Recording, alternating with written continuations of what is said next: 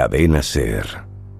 Entre los 9 o 10 grandes temas universales de la literatura, el teatro o la humanidad en general, uno de los que más asustan por cercano es la traición. Desde antes de que los griegos mandaran a los troyanos su caballo preñado de guerreros, la traición aúna todos los mayores temores que los humanos tenemos con respecto a los demás. La muerte de la confianza, el nacimiento del recelo y la paranoia, la posibilidad de que cualquiera pueda ser un traidor o de que cualquiera pueda ser traicionado cuando menos se lo espera, hasta llegar al que quizás es el más grave delito de traición y el más difícil de perdonar: la traición a uno mismo. La traición es la constatación en hechos de uno de los mayores elementos del miedo que existen y existirán, que las apariencias engañan, que los humanos como género tenemos una pasión casi irrefrenable por el ejercicio del poder, cueste lo que cueste. Y sobre todo, que una vez estamos sobre la faz de la tierra, nada ni nadie puede garantizar que jamás será traicionado, ni en virtud de qué. Lo maravilloso de nuestra especie es que aun sabiendo todo esto, aun teniendo la certeza de que en cualquier momento puede ocurrir, que podemos ser traicionados o incluso convertirnos en traidores dependiendo de las circunstancias, cada día y a cada minuto seguimos confiando, porque ¿qué sería de nosotros sin esa esperanza?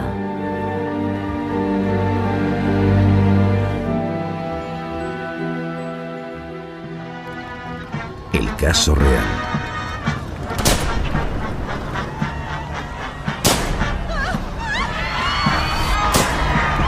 Agente Delta, se han oído unos disparos. Ha pasado algo en la comitiva, parece que hay problemas. Confirmado, Delta. Ha habido impactos. Está herido. Creo que está herido. Aceleren, que la caravana abandone el recorrido. Repito, abandonen el recorrido. Recibido. Diríjanse al hospital Parkland Memorial. Repito, Parkland Memorial. Recibido, Parkland Memorial. Joe, avisa al hospital que se preparen para el protocolo de herida de bala. De acuerdo. Atención, a todas las unidades. Diríjanse al parking de ambulancias del hospital Parkland Memorial.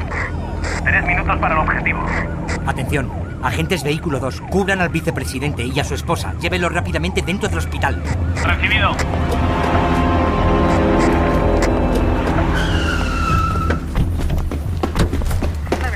¿Qué ha ocurrido? Preparen todo, están llegando. Herida por impacto de bala. Prepare quirófano en sala 1 y 2. Agente, usted y yo iremos a la limusina presidencial y lo subiremos en la camilla. Debemos trasladarlo a la sala de urgencias número 1. Sí, señor.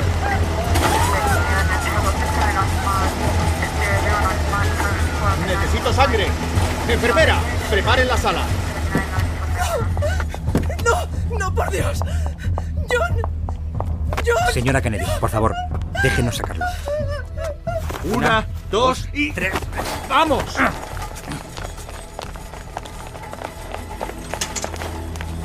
Atención. Doctor Sheldon, acuda a la sala de urgencias número 1. Es una emergencia. Repito, es una emergencia.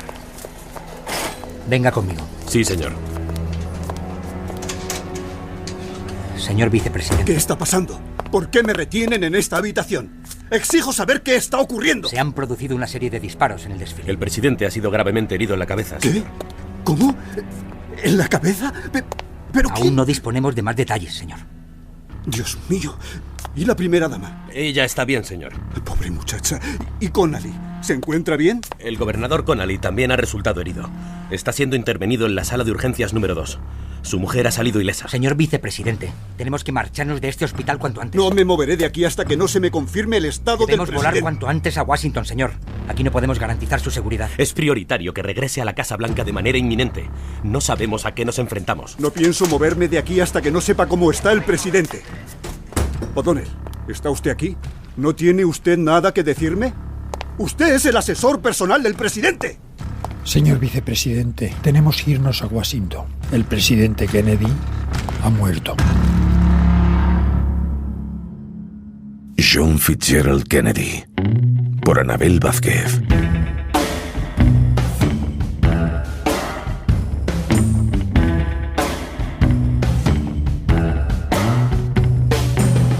People tell me I look like hell. Well, I am hell. I got a torture chamber orchestra and a delirium hotel. I got an hallucination rattlesnake to twist my skill through. You're my friend, but I'm gonna kill you.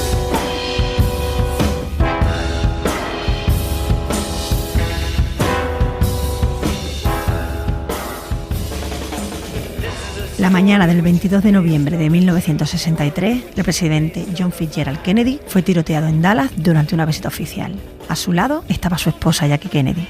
Eran las 12:30 del mediodía cuando una bala le reventó el cerebro. En ese mismo momento se acabaron su presidencia y sus planes para cambiar el país. Y en ese mismo momento comenzó la leyenda. ¿Qué ocurre con el asesinato de Kennedy? Que es el crimen perfecto, y lo es por varias razones. La primera razón, y la más evidente, es que, aunque se acusara a Lee Harvey Oswald, no está claro que fuera el culpable. No está nada claro. Por tanto, el asesinato de Kennedy es un crimen sin resolver. Y aquí tampoco lo vamos a resolver. Quizás creemos más confusión, porque todo lo que rodea este caso es muy confuso. También es un crimen perfecto, porque como todo crimen, tiene detrás una buena historia. En este caso es la historia de un hombre que encarnaba una nueva era para su país, y un país que, en cuestión de segundos, se quedó sin esa nueva era porque se quedó en shock. Además, el asesinato de Kennedy es un crimen visual. Es uno de esos momentos, uno de esos escasos momentos que justifican la existencia de la televisión. Hasta entonces la televisión solo entretenía y a partir de ese magnicidio empezó a servir para mucho más. Existen también grabaciones reales de lo que ocurrió aquella tarde en Texas. Todos hemos visto la famosa película de 26 segundos de Abraham Zapruder y se ha analizado desde todos los puntos de vista posibles para intentar encontrar la respuesta a uno de los crímenes más intrigantes del siglo XX. Pero lo que de verdad hace perfecto a este crimen es que parece de mentira. Es un crimen más grande que la vida. Ha sido tantas veces interpretado, televisado y mostrado en 1000 pantallas que no podemos reconocerlo como algo miserable y sórdido, como en realidad son todos los crímenes. Este magnicidio ha alcanzado el estatus casi de acontecimiento pop. Y es probable que tú, que también conoces de memoria la imagen de Jackie Kennedy vestida de Chanel, manchada de sangre, intentando huir del coche presidencial, también tengas una teoría sobre él. Ángel Montero Lamas, autor del libro JFK 50 años de mentiras, opina acerca de por qué este crimen sigue siendo tan atractivo. Esa fascinación reside sobre todo en una cosa. John Kennedy era la persona más potente, la persona más importante del mundo. Y se mandó un mensaje a la humanidad. Si la persona más importante del mundo puede caer cualquier cosa. Mentiras, medias verdades, ocultamientos. Este es el material del que está construido este caso. Nunca vamos a saber la verdad de lo que ocurrió aquel día en la Plaza Dili. En la película JFK de Oliver Stone, que se estrenó en 1991 y que es quizá el documento más popular en torno a este magnicidio, uno de los personajes lo resume muy bien y lo hace con una cita prestada de Churchill. Es un acertijo envuelto en un misterio dentro de un enigma. No todo el mundo piensa así. Repasemos los hechos para tener una imagen completa. A Kennedy lo matan el 22 de noviembre de 1963. Oswald es detenido ese mismo día, un rato más tarde, una hora más tarde. Johnson jura como nuevo presidente unas horas después, en el mismo avión presidencial que llevaba el cadáver de Kennedy a Washington. Un presidente muerto y un nuevo presidente. Pero Johnson quería dar por cerrado el asesinato y creó el mismo 29 de noviembre de 1963 la Comisión Warren para encontrar al culpable. Esta comisión estaba liderada por el Warren, que era el presidente de la Corte Suprema, y concluyó al cabo de 10 meses que Oswald actuó solo y que disparó 3 veces desde una ventana del 6º piso del Texas School Book Depository, un almacén de libros de texto que estaba en el centro de Dallas. Bueno, caso cerrado, o esto es lo que parece, porque esta versión no convence a todos. De hecho, esta versión convence a muy poca gente. 50 años después, solo el 36% de los norteamericanos se la cree. Es que es difícil de creer. Todo el mundo intuye que el gobierno ocultó datos y el gobierno no lo ha desmentido. Y los que no creen la teoría oficial, que son muchos, comparten algunas de las cientos o miles de teorías de la conspiración que ha dado tiempo a construirse en todas estas décadas, o tienen las suyas propias. Pero ¿por qué la mayoría desconfía del hecho de que un hombre solo pudiera matar al presidente? ¿Por qué alguien querría matar específicamente a ese presidente?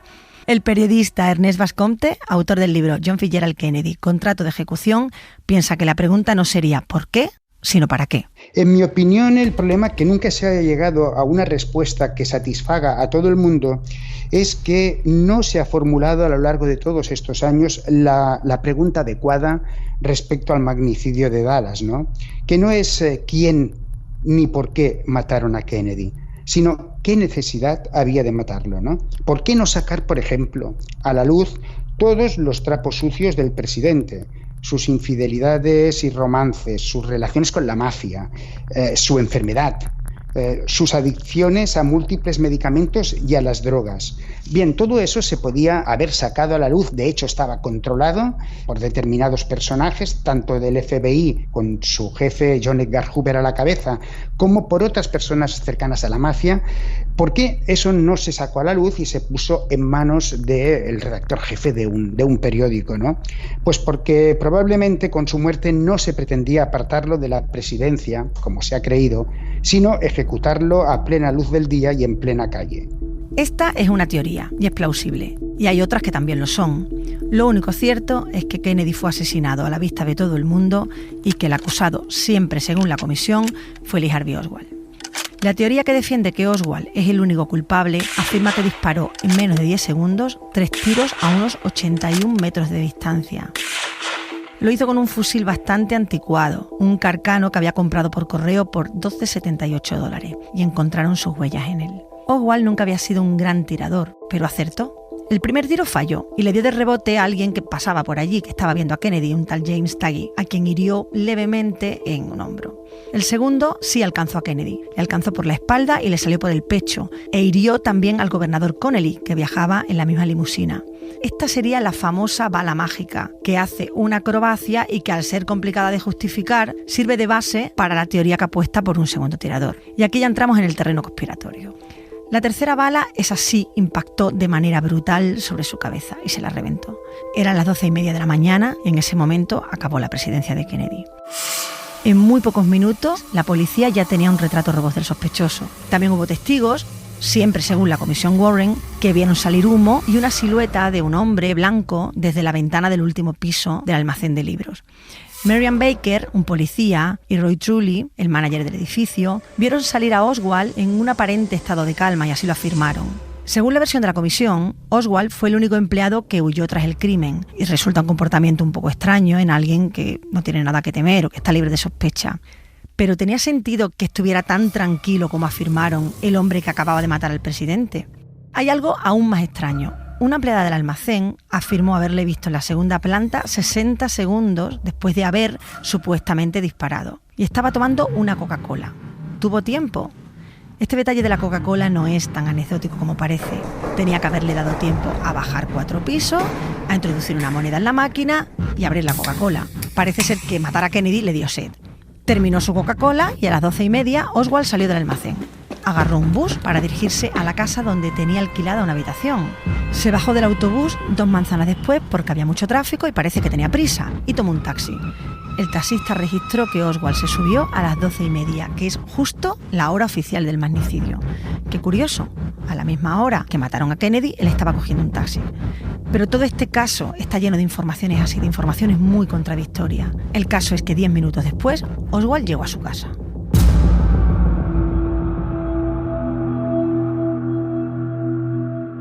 Un hecho es un hecho, no se puede cambiar. Pero cuando no hemos sido testigos de ese hecho, lo miramos y oímos a través de los ojos y los oídos de otros. Y ahí el hecho, indefectiblemente, cambia. Sobre todo si los ojos y los oídos tienen además la estentórea voz del poder. Es la 1 de la tarde. Kennedy lleva muerto media hora. En el hospital Parkland, donde se rumorea que el presidente Kennedy habría recibido una transfusión de sangre para intentar salvar su vida. Señor Oswald, qué sorpresa verle aquí. ¿Se ha enterado? Han disparado al presidente y dicen que es grave. Vaya, ¿en serio? Varios testigos aseguran haber oído disparos provenientes de una de las ventanas del depósito de libros escolares de Texas, en el 411 de Elm Dios Street. mío, usted trabaja justo allí, ¿verdad, señor Oswald? ¿Ha visto algo? No. Tengo un poco de prisa, Erlyn. Voy a pasar por mi habitación.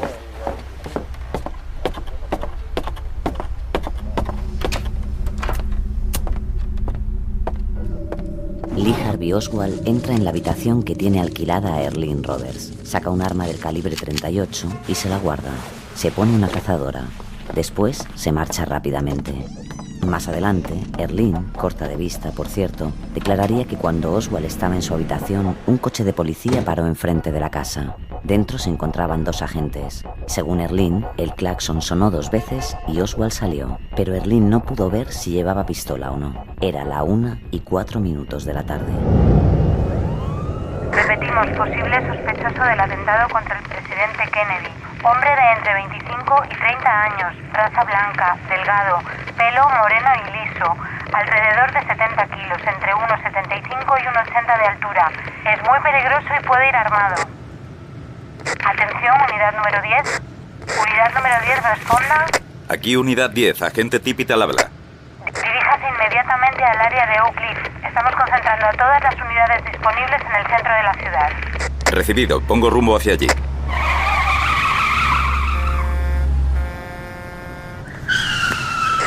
Atención, aquí unidad 10, agente Tippit.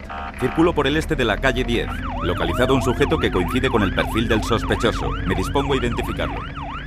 Recibido.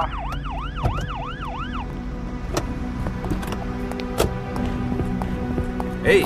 Buenas tardes. Dos testigos presenciaron el asesinato, pero ninguno pudo reconocer a Oswald. No testificaron y tampoco fueron llevados a la rueda de identificación. Tippit murió entre la 1:10 y la 1:15. Oswald caminó 1 kilómetro más hasta Jefferson Boulevard, donde empieza a llamar la atención. Johnny Brewer, dueño de una zapatería, le ve entrar en un cine. Minutos más tarde, él mismo entra con la policía en la sala. ¡Ese es, agentes! ¡Póngase en pie! ¡Manos arriba! Tiene derecho a guardar silencio. Todo lo que diga puede ser utilizado en su contra. La 1:50. Vaya hora más intensa. Siempre, según la teoría oficial, en ese tiempo a Oswald le dio tiempo a todo. Fue a su casa, cogió un revólver, disparó a un policía, se sentó en un cine a ver un programa doble y fue detenido. Todo esto en poco más de 60 minutos y tras haber matado a uno de los hombres más importantes del mundo. Demasiado rápido. La secuencia de hechos desde que dispara hasta que lo detienen es un maratón. Y es precisamente en esta velocidad y en lo excesivamente hilvanados que están todos los movimientos donde están las grietas por las que se debilita la teoría oficial del lobo solitario. Por cierto, ¿quién era este lobo solitario? Lee Harvey Oswald, un chaval de 24 años, aparentemente conflictivo y poco equilibrado, es un misterio en sí mismo. Ernest Bascomte también piensa así. Lo que sabemos de Oswald es lo que la versión oficial quiso que supiéramos entonces, ¿no? Que era un fanático filomarxista que había emigrado a la Unión Soviética, que había regresado a Estados Unidos y que en el momento del atentado militaba en un movimiento procastrista. Entonces, tirando de ese hilo, Oswald asesina a Kennedy impulsado por sus ideas. Hay un hecho muy curioso respecto a la insistencia y a la necesidad de que la gente creyera en esa idea, ¿no? Y es que poco antes del magnicidio de Dallas, Oswald había dejado rastros de esas intenciones por la zona, ¿no? Lo había hecho en un campo de tiro público donde disparó contra la diana de otro tirador. Y entonces cuando éste le recriminó, diciéndole, oye, ¿qué haces con mi diana?, le respondió, lo siento, soy Lee Harvey Oswald, creía que estaba disparando a la cabeza de Kennedy. Sabemos mucho sobre su vida y sobre sus movimientos antes de ese 22 de noviembre. Marine, comunista convencido, procastrista, es desertor de la Unión Soviética, pero como todo lo que rodea este caso, tampoco sabemos los límites entre la verdad y la verdad construida. Montero Lamas también comparte algunos datos importantes sobre este personaje tan intrigante. Oswald fue una persona preparada para algo, seguramente no fue preparada para asesinar a Kennedy, quizá más en la línea de la invasión de Cuba, pero en un momento determinado fue la persona ideal para cargar con todos los cargos. Y así lo fue, porque Oswald se comportó toda la vida como un soldado, jamás tuvo ningún amigo, jamás hay ningún testigo que diga me fui a tomar una copa con él, no fumaba, no bebía, cogía una media de 40 y tantos libros en la biblioteca municipal, alquilaba, es decir, no era ningún idiota. Oswald fue un soldado toda su vida. Todo esto coloca a Oswald en un lugar complicado. No era el vecino de al lado, no era un tipo del montón. Era factible imaginarlo involucrado en algo que quisiera agitar el régimen, pero de ahí a urdir un plan para matar al presidente y acertar en el tiro hay un trecho. Y aquí reside parte de la intriga del caso. ¿Cómo pudo un hombre solo, aparentemente disfuncional y un tirador mediocre, matar al presidente de Estados Unidos? Y si no lo hizo solo, ¿quién lo apoyó? ¿Obedecían órdenes de arriba o fueron grupos independientes los que organizaron el plan?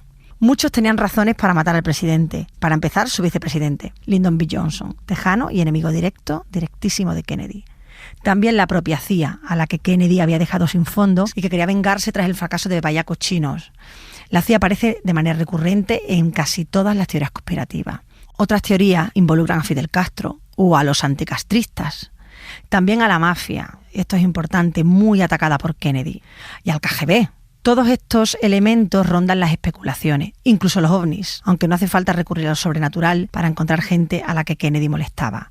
Vasconte nos explica por qué el presidente era un personaje molesto y por qué Dallas era una ciudad especialmente sensible para él. Kennedy acudió a Dallas en un ambiente muy hostil, ¿no? De hecho, pocos días antes, el embajador de Estados Unidos en la ONU, Adlai Stevenson, ya había sido recibido en Dallas con insultos y había estado medio agredido con huevos, de manera que respondió un poco a lo que era Dallas, ¿no? Que era un hervidero de radicales de extrema derecha, y cuando llega Kennedy ahí hay un personaje, es un magnate del petróleo, H.L. Hunt, que ha organizado una campaña contra la visita del presidente, ¿no?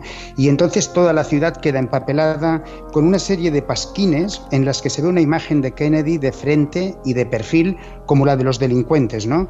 Y un titular que dice se le busca por traición. Bueno, a partir de ahí se crea un caldo de cultivo muy adverso contra Kennedy y va a resultar curiosa y escalofriante la premonición del propio presidente cuando sus asesores le advierten de ese ambiente tan hostil que se prepara en Dallas, ¿no? Él dice, bueno, si alguien quiere disparar contra mí desde la ventana de un edificio alto, pues nadie lo va a poder impedir. Esta era la atmósfera que se respiraba en Dallas aquella mañana, y esto es importante para entender el caso. Si Dallas era un bastión de la extrema derecha plagado de mafiosos y de anticastristas y donde vivía un personaje tan conflictivo como Oswald, ¿por qué no lo tenían vigilado? Y seguimos con las preguntas. ¿Por qué se cambió el itinerario de la comitiva ese mismo día cuando ya había sido publicado en prensa, haciéndola pasar por el almacén de libros? ¿Y por qué se le miraron pruebas que definitivamente serían reveladoras de lo que pasó? Hacia final del día empezaron a pedir a la gente que entregara sus películas para que fuesen reveladas y analizadas. El Dallas Morning News es lo que recuerdo. En ese punto nos empezamos a dar cuenta de que quizá había algo en las películas o en las fotos que mi padre había hecho, aunque no sabíamos qué podría ser. Pero en cuanto dieron la noticia de que el presidente había muerto y empezó todo el revuelo en los medios, es cuando nos convencimos de que debíamos actuar. Y entonces mi padre hizo lo que le estaban pidiendo.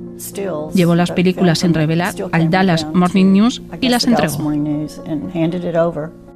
También se silenció a los testigos que afirmaron que oyeron tiros desde otro lugar, exactamente desde un montículo. Esta es la famosa teoría del grasinol, una de las más conocidas, y que afirma que hubo un francotirador que apoyó a Oswald desde ese otro punto.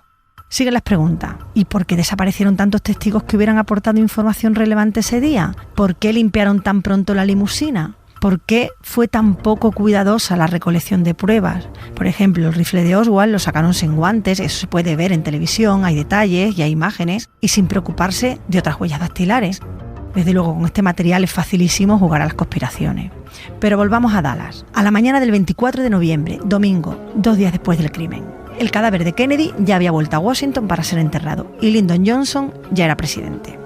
Ese día algo pasó, algo que descolocó al mundo que ya estaba en shock. Alguien mató a Oswald. ¿Cuánto tarda una persona en convertirse en el enemigo público número 1? ¿Cuánto se tarda en orquestar un castigo que satisfaga a la sociedad? Es el sábado 23 de noviembre. Estados Unidos está de luto, pero ya tiene un culpable, Lee Harvey Oswald. Hola, Oswald. No me gusta nada ese traje. Usted no es de la policía de Dallas. ¿Quién es usted? Soy del FBI, Oswald. Y desde este momento las preguntas las hago yo, ¿de acuerdo? Yo no maté a ese policía. Llevo horas diciéndolo. Pues hay varios testigos que dicen haber visto cómo disparabas 4 veces contra el agente Jefferson Davis Tippit. Yo no fui. Ya les he dicho que yo no fui. ¿Qué pasa, Oswald? ¿Estás nervioso? Porque deberías estar. ¿Qué está pasando? Estás acusado del asesinato del presidente de los Estados Unidos, ¿Qué? John Fitzgerald Kennedy. ¿Qué está diciendo? ¿Por qué mataste al presidente, Oswald? No me van a hacer esto. Yo no he matado a nadie, yo no he matado al presidente. Claro. Si yo fuera tú diría lo mismo. Pero eso no es lo que opinan ahí fuera, chico. La CBS, la NBC y la ABC no hablan de otra cosa. Y Lyndon Johnson también cree que lo has matado tú. ¡Suéltenme! Esto es una pantomima. No voy a ser su chivo expiatorio. No voy a ser su cabeza de turco. ¡Exijo a mi abogado! ¿Desde cuándo eres comunista, Oswald? Tengo aquí unos informes que documentan Que eres tú el que... No voy a seguir hablando con usted. Exijo un abogado. ¿Cuándo te hiciste revolucionario para Fidel Castro? ¿Cuándo te hiciste amigo de los cubanos, Oswald? ¿Por qué odias a América? ¡Que os jodan bien a todos! Muy bien. Te vamos a llevar a un sitio más seguro para poder juzgarte, hijo. Eres el tipo más odiado del país. Soy un chivo expiatorio. Ya estoy muerto. Oswald fue interrogado durante 12 horas. No hubo abogados ni declaraciones firmadas. Al día siguiente, domingo 24 de noviembre, lo trasladan a la prisión estatal de Dallas. Y aquí es donde aparece en escena Jack Ruby, que consigue entrar en el aparcamiento por el que trasladan a Oswald. La escena está llena de periodistas. Déjame pasar, vamos, aparta, hazte a un lado. Perdona, pero llevo aquí con la cámara mucho antes. Fuera de mi camino. ¡Ey, atención, ya sale!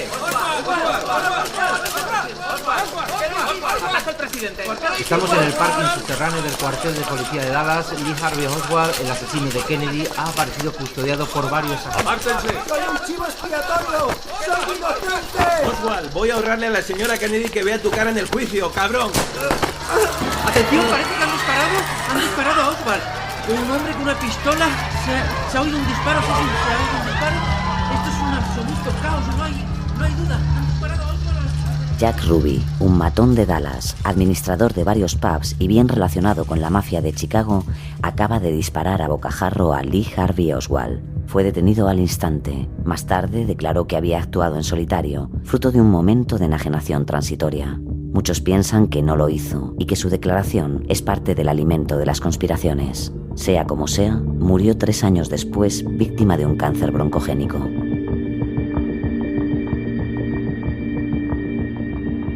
Jack Ruby, el asesino de Oswald, es otro de los protagonistas de este crimen con sus crímenes. Este hombre exuberante, dueño de un club nocturno de Dallas, con lazos con la mafia y que conocía a Oswald, le disparó a quemarropa en el estómago en el sótano de la comisaría. Aquí tenemos otro gran enigma. No se sabe por qué Ruby mató a Oswald. Para la comisión Warren también lo hizo solo, de manera impulsiva y como afirmó el propio Ruby, para ahorrarle a Jackie el calvario de ver a Oswald en el juicio. La comisión zanjó así el tema. Tampoco se lo creyó todo el mundo. ¿No sería que alguien quería cerrarle la boca al principal sospechoso? La muerte de Oswald añadió aún más confusión al tema. Algo pasó porque el asesino o el teórico asesino de JFK debió de morir inmediatamente para enterrarlo, para enterrar cualquier sospecha. Algo pasó que no murió. Entonces, a partir de ahí tenía que morir. ¿Y quién mejor que ser el brazo ejecutor? Alguien vinculado a la mafia de Chicago con unas deudas hasta el cuello. De hecho, cuando detienen a Ruby, le retienen con miles de dólares en el bolsillo. Es fácil perderse en esta maraña de datos, de especulaciones, de mentiras, de verdades cuestionables. El asesinato de Kennedy está lleno de misterios. De Umbrella Man, de Babushka Lady, las balas alocadas. Los testigos clave también fallecieron. Pocos murieron de muerte natural, qué casualidad. Hasta se afirma que el cáncer que mató a Ruby en la cárcel en 1967 fue inducido. La verdad es que nunca sabremos qué ocurrió aquel día y nunca sabremos la realidad sobre este tema, aunque haya más de 2000 libros escritos sobre él. Tampoco se podrá conocer mucho más de manera directa porque los testigos que estaban en la Plaza Dili aquel día están muriendo. En este caso todo son especulaciones y no hay ni una certeza, hay muy poca certeza. Los documentos se desclasificarán en octubre de 2017, pero los van a desvelar los mismos de los que se sospecha. No hay mucha garantía de que se descubra la verdad. Montero Lama no tiene ninguna esperanza en que la desclasificación de documentos, se habla de millones de documentos, aclare o confunda más. Yo creo que no va a haber ni más luz ni más confusión. Primero porque el grado de sofisticación de los documentos que se puedan desclasificar son muy altos, por lo tanto solamente está al alcance de expertos el poder llegar a alguna conclusión, y por otra parte está claro que tanto el FBI como la CIA, como cualquier servicio secreto, y si tenéis experiencia en ver documentos desclasificados, están totalmente tachados, no se ve nada. Lo único que queda claro es que ese día soleado de noviembre, en la Plaza Dili, Kennedy fue asesinado. Pero en esos segundos que nadie acaba de entender, sucedieron cosas muy extrañas.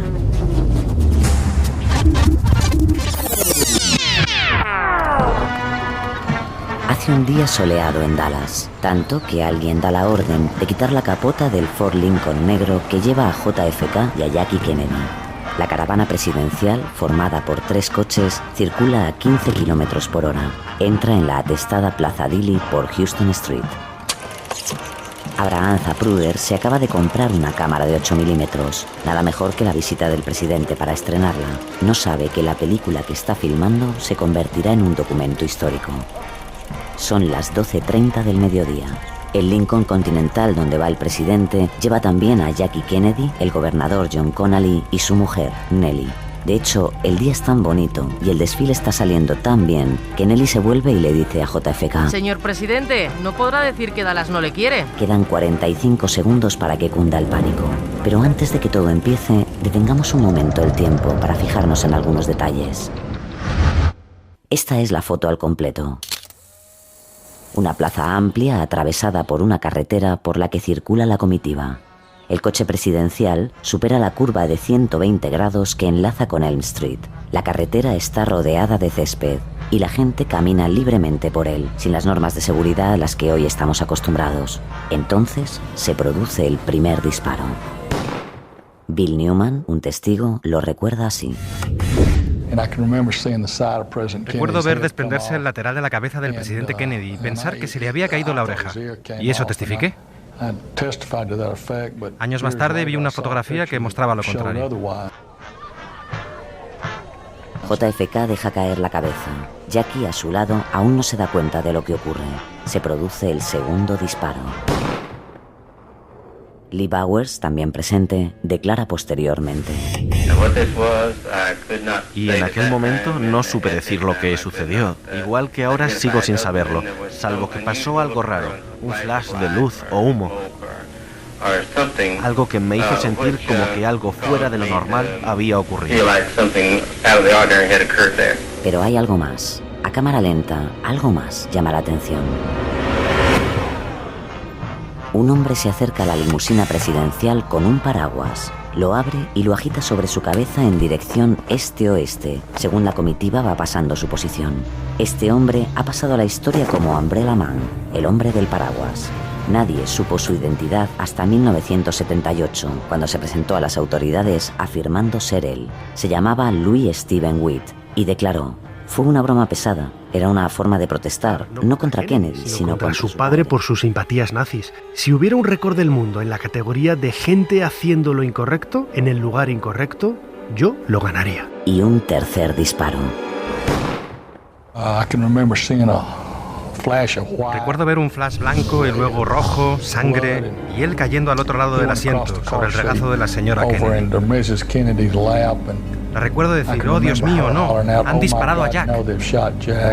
Jackie, asustada, se encarama a la parte trasera del coche. Clint Hill, un miembro del servicio de seguridad, se sube por detrás con el coche en marcha en un gesto de protección. Y fuera, en el césped, hay aún otro detalle que requiere nuestra atención. Durante los 5,6 segundos que duró el tiroteo, mientras todos los asistentes al desfile gritaban y huían, una mujer permanece en pie, inmóvil, sin reacción y sin soltar su cámara de vídeo. Nunca aparecieron ni ella ni el material grabado. Pasará a la historia como la Babushka Lady, por el pañuelo que llevaba en la cabeza. Y el tiempo vuelve a discurrir.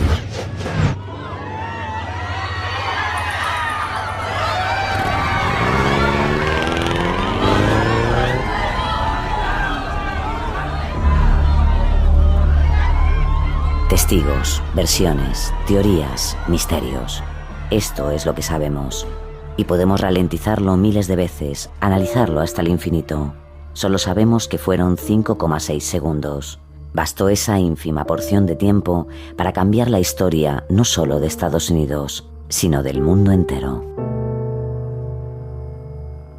Kennedy era el presidente de los Estados Unidos de América.